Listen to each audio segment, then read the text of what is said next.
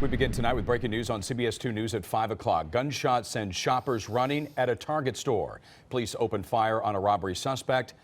Then he leads them on a chase. And CBS2's Tom Wade is live in Eagle Rock now to tell us exactly what happened. Tom.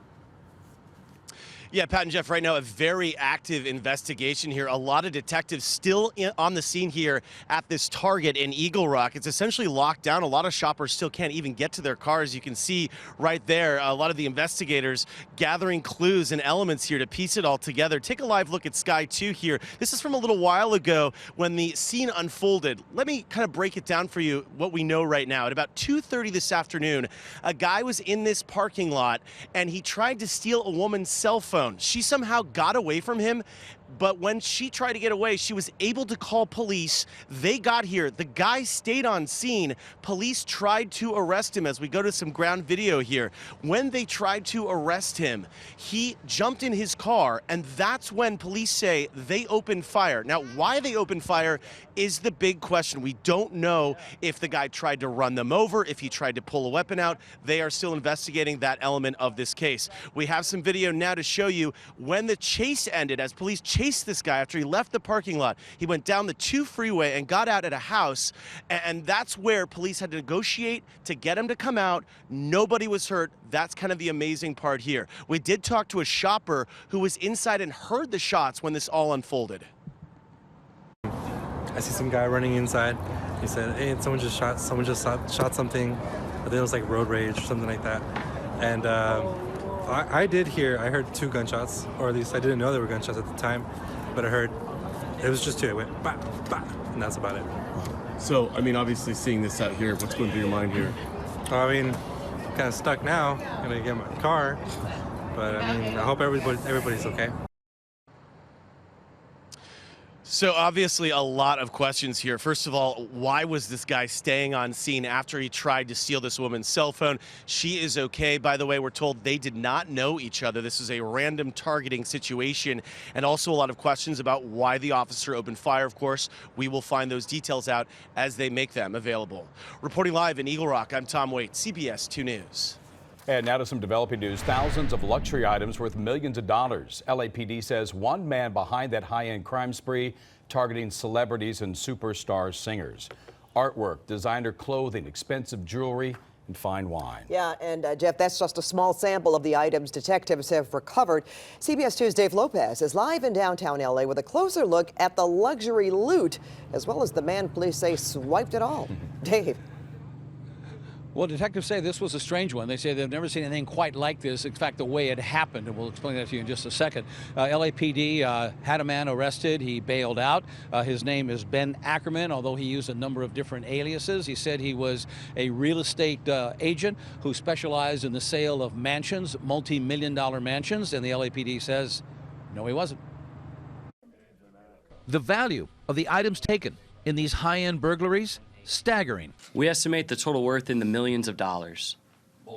Multiple millions of dollars. More than 2,000 stolen items recovered. The LAPD released some pictures. Rare artwork, jewelry, cash, wine, clothing, handbags, taken from 13 different homes in the Hollywood Hills. Homes that ranged in value from $4 million all the way up to $40 million.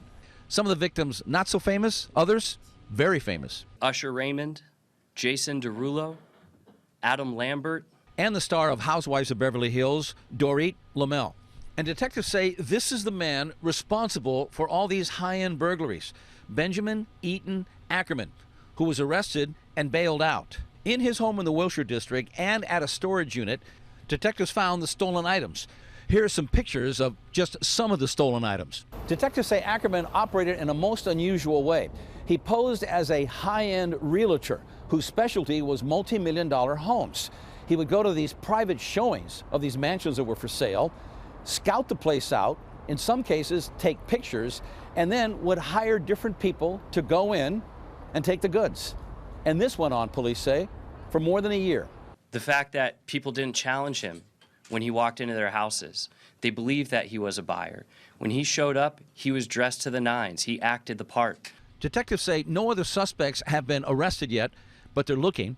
And as for any security video, police say not much luck there. Ackerman, or someone in his alleged crew, apparently had the ability to disconnect the system. The district attorney has yet to charge Ackerman. That's why he was able to bail out. The case is still under investigation. LAPD is getting more information. They say they know where Ackerman is, and they're watching his every move. As for all of those items that were stolen that's on the website, LAPD has a special website for that. We also have a link to that. So if you go to CBS website, go to the link. It'll take you right there, and you can see all of the goods that have been recovered. Reporting live from outside LAPD headquarters, Dave Lopez, CBS 2 News. And thanks for that, Dave Lopez. Now to developing news in the contract showdown between the LAUSD and its teachers. Yeah, the union has threatened to strike within days if a deal is not reached, leaving hundreds of thousands of students and their parents tonight in limbo. And Randy Page is live in North Hollywood with the latest on this school showdown. Randy. Well, Pat, here's a live look at North Hollywood High School. It is locked up tight tonight. LA Unified Schools may be empty today, but next week about 640,000 students will return to their classrooms after the holiday break. And the question is, how long will there be teachers in the classrooms to teach them? Just before Christmas, thousands of teachers and their supporters took to the streets, saying a strike is imminent. And now a date for that strike has been set, January 10th, just 4 days after the students return to school. Do you think this union's heading to a strike? It seems that way. David Dukovsky spent 12 years in the classroom teaching high school history and another 12 as a former member of the school board. And he says both sides need to come out of their corners and find common ground. They're fighting, and it's like Cain and Abel. They're the same machinery, and they're digging a hole deeper and deeper. And unfortunately, nobody in the community, larger community, is saying, hey, let's all work together. In a statement released today, the district said, we are willing to work around the clock to resolve all of the outstanding issues, but we cannot make progress if UTLA will not even meet or engage in any discussions.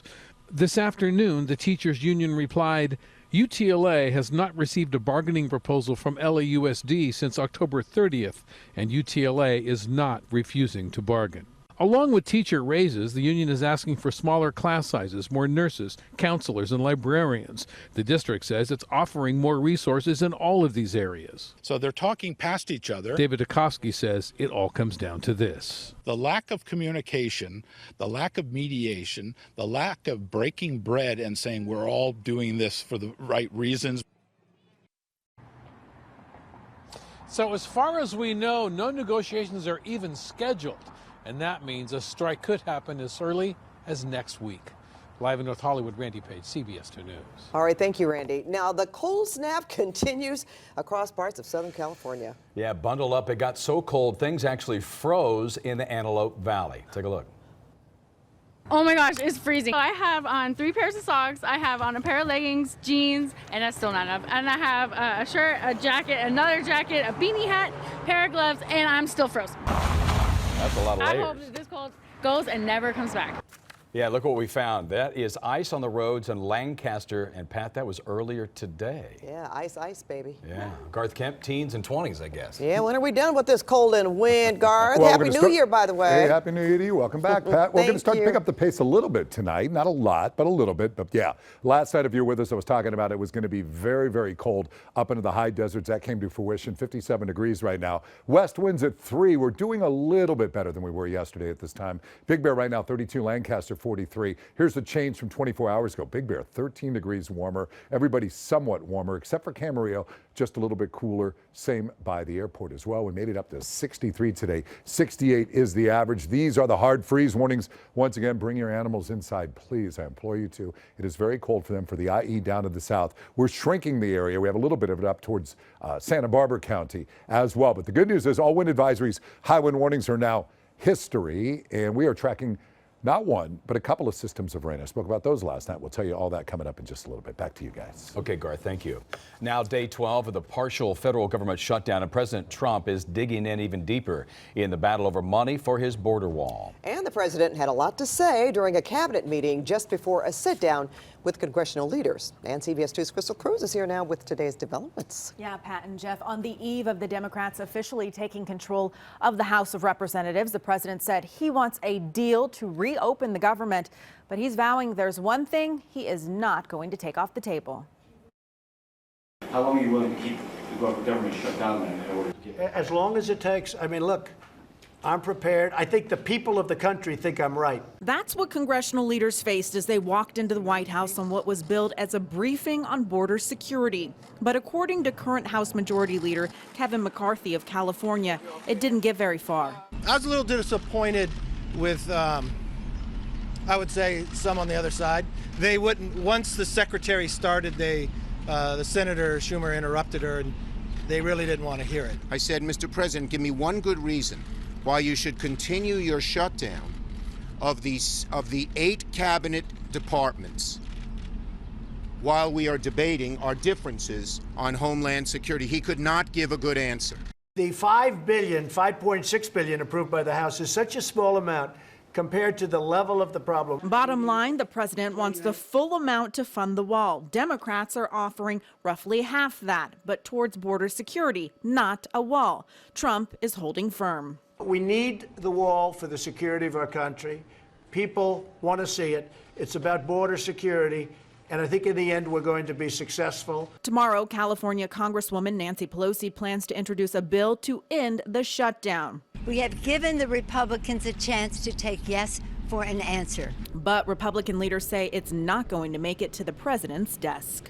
The president's been very clear that it's not the bill he would support, and Leader McConnell had said he's not bringing anything up that's not going to become law.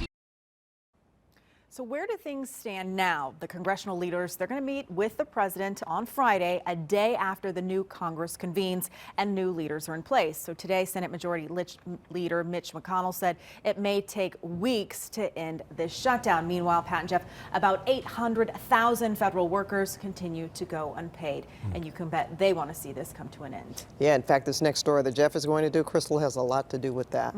All right. Thank you. Crystal, thank you.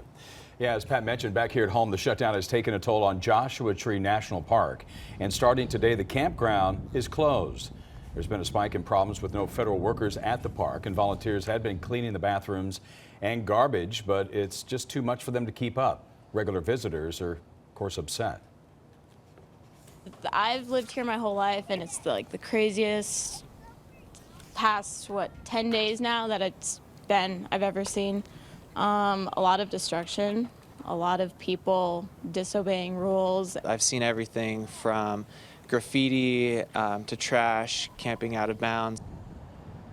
Well, restrooms are closed because the toilets are now overflowing. Well, developing news tonight. The LAPD releases video of 2 police shootings. Oh! Shots fired, shots fired. Shots fired in the middle of the 101 freeway and in South LA. That story on both shootings straight ahead. And could this tiny car be the solution to Southern California's very crowded roads? And if you resolve to lose weight in the new year, this story is just for you. Experts reveal the best diets for 2019. Hey everybody, I'm Garth Kemp. Get ready for a cold night. Not as bad as last night, but there's rain on the way. We'll have your forecast coming up.